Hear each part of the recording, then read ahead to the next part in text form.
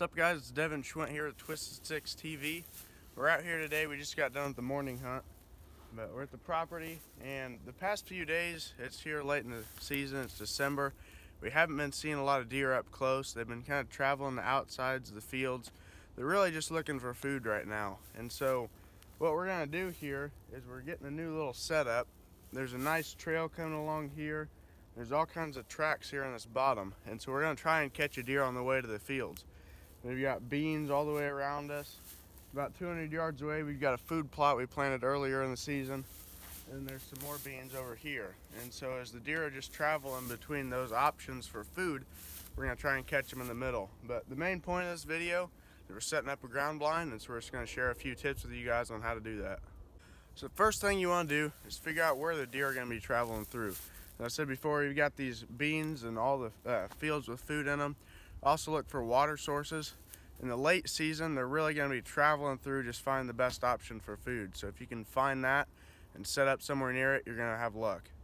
So you can see here, there's a nice little clearing that deer have been walking through. You can see all this muddy area with deer tracks.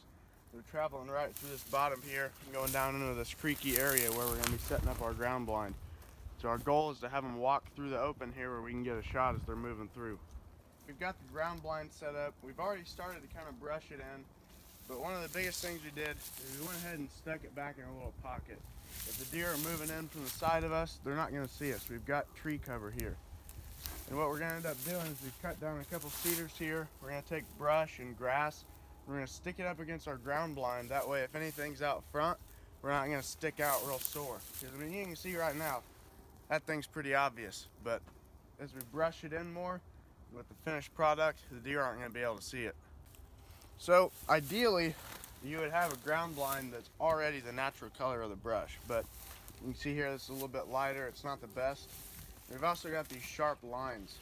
We've got mesh we'll put up, but still there's going to be some sharp lines that the deer are easily going to see. So what you can do is you can take brush and you can put it over some of those lines, and that'll break up the outline.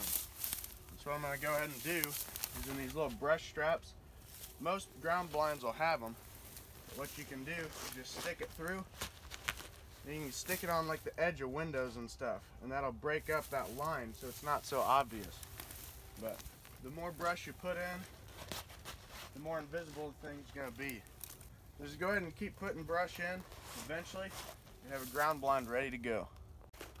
Another good idea when you're hunting out of a ground blind is to make sure you don't have a bunch of windows open. You can see behind me, even though I got this mesh up, I've still got these windows open. And in the outside chance I didn't have all this brush behind me, as I'm moving around, deer are going to see me.